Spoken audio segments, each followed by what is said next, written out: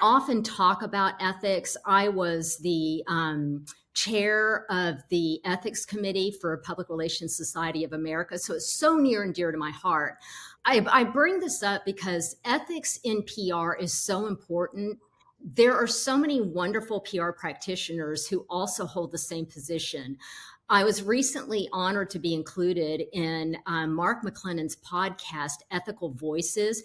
And I bring that up because during my conversation with Mark on his podcast, we talked about so many different things that can go wrong ethically in PR, such as violations of copyright, violations of trademark, clients asking PR practitioners to engage in unethical practices, and what a horrible position that puts us in as public relations practitioners.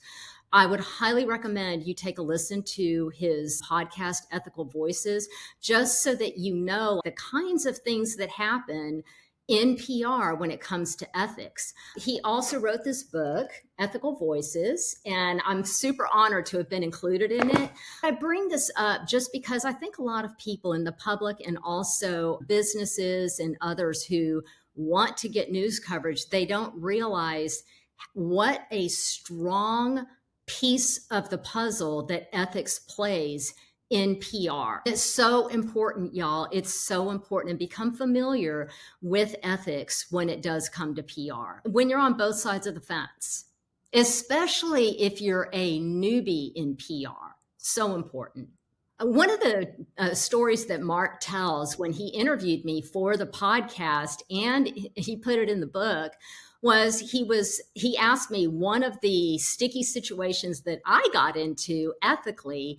I was in a situation with a fairly new client, very high profile client, and this client had asked me to do something that was unethical.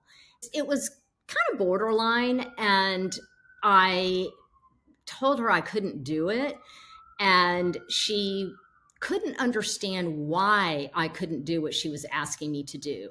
In her perspective, it wasn't unethical.